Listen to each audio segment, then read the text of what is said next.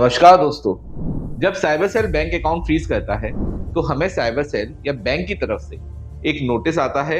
तो उसमें कई बार योर बैंक अकाउंट फ्रीज लिखा होता है, तो कई बार बैंक अकाउंट डेबिट फ्रीज लिखा होता है। तो आखिर इन दोनों का मतलब क्या है, ये होता क्या है बैंक अकाउंट फ्रीज और क्या होता है बैंक अकाउंट डेबिट फ्रीज। चलिए आज इस वीडियो में हम आपको ये बताते हैं। हाय फ्रेंड्स, मैं हूं एडवोकेट आयुष्कर और आप देख रहे हैं अपना YouTube channel online legal centre. एक जरूरी बात मैं आपको और बता दूं, अगर गुजरात या केरला साइबर सेल से आपका बैंक अकाउंट फ्रीज हुआ है तो आपको केस स्टार्ट करने के लिए पहले एडवांस फीस पे करने की कोई भी जरूरत नहीं है। आपका बैंक अकाउंट अनफ्रीज होने के बाद आप पूरी लीगल फीस पे कर सकते हैं। तो चलिए टॉपिक पर अब वापस आते हैं। दोस्तों, जब हमारा बैंक अकाउंट फ्रीज हो जाता है तो हमें साइबर सेल या बैंक की तरफ से एक नोटिस मिलता है।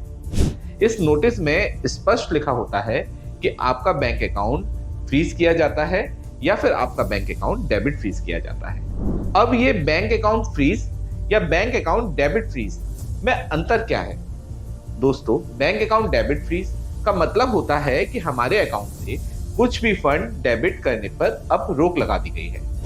यानी हमारे बैंक अकाउंट से अब किसी भी प्रकार का फंड हम नहीं निकाल सकते, चाहे आप ऑनलाइन फंड निकालना चाहते हैं या ऑफलाइन फंड निकालना चाहते हैं कैश में। अब आप किसी भी प्रकार का फंड अपने अकाउंट से नहीं निकाल सकते। इसी को ही बैंक अकाउंट डेबिट फ्रीज होना कहते हैं। इस कंडीशन में अकाउंट में फंड आ तो सकता है, क्रेडिट हो सकता है, लेकिन फंड डेबिट नहीं हो सकता, निकल नहीं सकता। अब ये बैंक अकाउंट फ्रीज क्या होता है? तो दोस्तों, बैंक अकाउंट फ्रीज का मतलब भी यही होता है कि बैंक अकाउंट में फंड आ तो सकता है, क्रेडिट हो सकता है, लेकिन डेबिट नहीं हो सकता, पैसे नहीं निकल सकते हैं। बैंक अकाउंट फ्रीज होना और बैंक अकाउंट डेबिट फ्रीज होना दोनों ही एक ही बात है। इसलिए जब भी साइबर सेल आपको बैंक अकाउंट फ्रीज का नोटिस भेजता है या बैंक अकाउंट डेबिट फ्रीज का नोटिस आता है तो आप समझ लीजिए दोनों का अर्थ सेम है। दोनों ही कंडीशन में बैंक में फंड आ तो सकता है लेकिन निकल नहीं सकता। अब दोस्तों, एक जरूरी बात कि बैंक अकाउंट फ्रीज हो जाए तो हमें करना क्या है?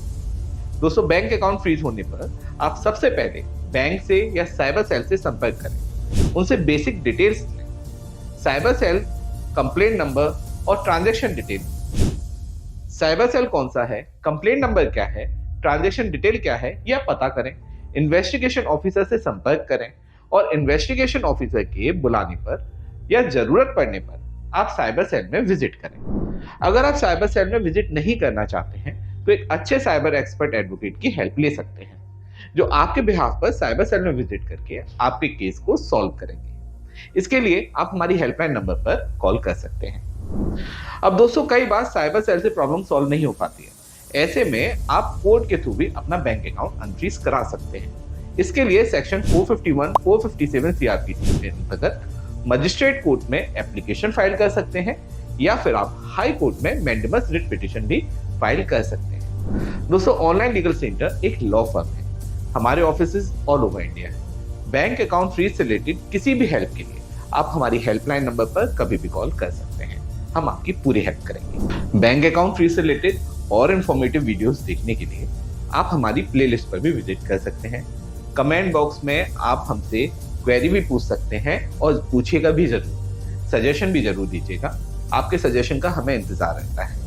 वीडियो अच्छा लगा हो तो इसे लाइक, शेयर, कमेंट जरूर कीजिएगा।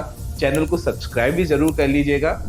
अंत में सतर्क रहें, अपने अधिकारों के लिए जागरूक रहें और ऑनलाइन लीगल सेंटर से जुड़े रहें।